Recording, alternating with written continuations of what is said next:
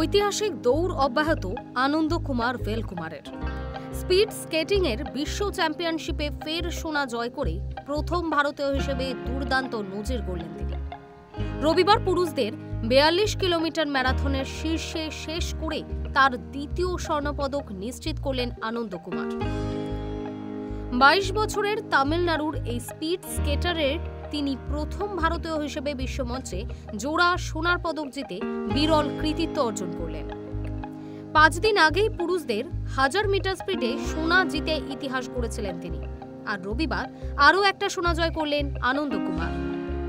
বেজিংয়ে ১০০০ metre শেষ করতে তিনি সময় নিয়েছিলেন ১.২৪৯২৪ মিনিট। যুব বিভাগে ক্রিস শর্মাও ১০০০ মিটার স্পিডে সোনা জয় করেছিলেন। এর আগে ৫০০ মিটারের স্পিড স্কেটিংয়ে ৪৩.০৭২ সেকেন্ডে শেষ করে ব্রোঞ্জ পদক জয়ী হয়েছিলেন আনন্দ কুমার। তিনি বিশ্ব স্পিড স্কেটিং চ্যাম্পিয়নশিপে তিনটি পদক জয় করা প্রথম ভারতীয়। আন্তর্জাতিক মঞ্চে তার এই সাফল্য দেশের নতুন প্রজন্মের ক্রীড়াবিদদের অনুপ্রাণিত করবে বলে মনে করছেন অনেকেই। প্রথম সোনা জয়ের পর প্রধানমন্ত্রী নরেন্দ্র মোদী তাকে শুভেচ্ছা জানিয়েছিলেন। অভিনন্দন জানিয়েছিলেন কেন্দ্রীয় মন্ত্রী কিরণ রিজিজু, স্বরাষ্ট্রমন্ত্রী অমিত শাহ, প্রতিরক্ষা মন্ত্রী Rajnath Singh. Hi news network.